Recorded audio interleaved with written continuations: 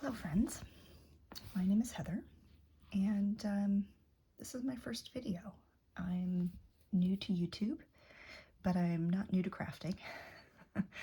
I've been a maker my whole life. I do all kinds of things, painting, some drawing, doodling, lots of different kinds of crafts, as well as sewing, knitting, you name it. If it's something creative, I've probably done it. um, Today I am really into these paper beads. Look at these. These are all just from a catalog, and they made some funky shapes, and I really like the colors. And you can make these out of any kind of paper. You can use wrapping paper, you can just use scrap paper, cardstock, whatnot. And all you really need to do is just, cut a wedge, which is really easy to do if you've got a paper cutter, which I do. So I chopped up a catalog. This is a Frontgate catalog. And I really liked the colors. I liked this really pale, kind of dusty blue. So I went through and picked out what sides I liked for my beads, and I think we'll get started. So let's do this one. So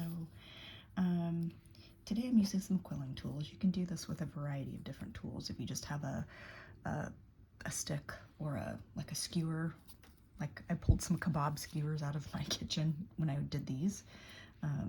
So I have a few of these dark blue ones that I made out of heavy wrapping paper, and then I put a coat of varnish on them. So they're pretty hard.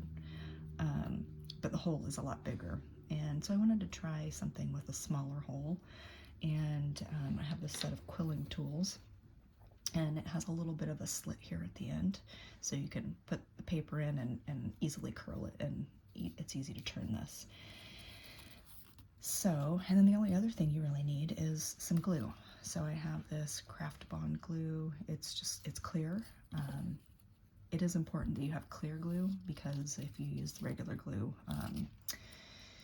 your fingers are going to get glue on them. So once your fingers get glue on them and they kind of get mucky, then that transfers onto your bead, and that's not so great. So I've decided this is the side I want to have facing out. So I'm going to get the curl started. So I'm going to start here on this end, and I do this in 2 steps just because I've got this inserted, you can see here, into my quilling tool as far as it'll go. And I've just, through trial and error, discovered that, you can do it that way, but then what happens is you get kind of almost a fold at the other end. So I've been basically doing both ends to kind of get it going. And I started this one backwards. I'm not a very proficient YouTuber yet. We'll see if this takes off. All right, so here we go. So down to the end here, I'm gonna get it going. Sometimes it's kind of hard to get these going straight, but that's fine. Yeah, I'm not having much luck with this one. All right, here we go. Let's start again.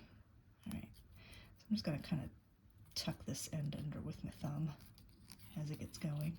And I don't want to glue it right away because I don't want to end up gluing it to my tool. You can see I've got some residual glue from other projects on here, but that won't impact this. And I'm kind of going crooked already, but that's fine. You can get some interesting shapes when you go crooked, so I'm not worried about it. So I'm just going to start gluing and going. I'm getting a little bit of a shelf up at the top here, so we'll see if we can kind of get it going in the opposite direction a little bit, and that'll make an interesting shape. You can see I'm moving it, I'm holding it pretty tightly, so the glue kind of pushes, and that's fine. And I'm just going to unwrap a little bit because I'm going now a little bit too crooked the other way.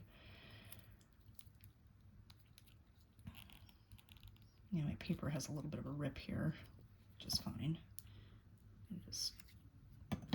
We'll just keep going over it. That'll actually help me get it going in a different direction. I might have to play around with that. Maybe just give it a little nick here and there to change the direction of how it rolls. All right, I'm liking that. More glue. Doesn't take much.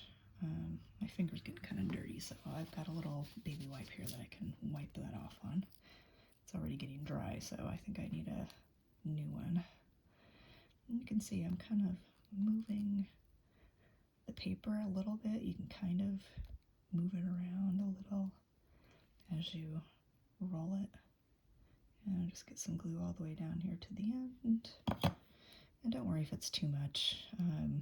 Usually at the end I just kind of roll the glue all the way around. And again, that's why it's important to have clear, because if you don't have clear, then you'll kind of have a film coating of glue. Sorry. I need to get it off my fingers.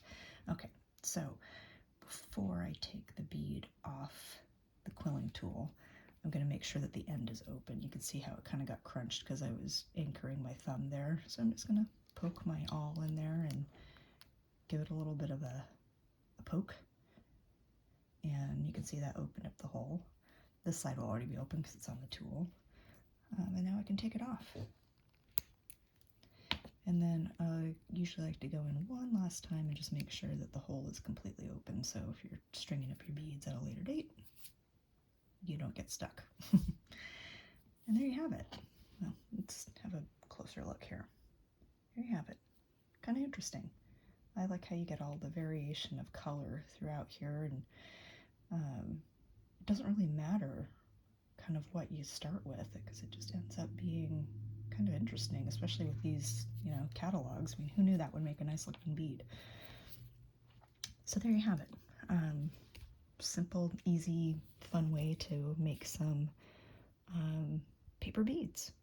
And stay tuned for another video where I figure out what I'm going to do with them. All right, have a great day, everyone.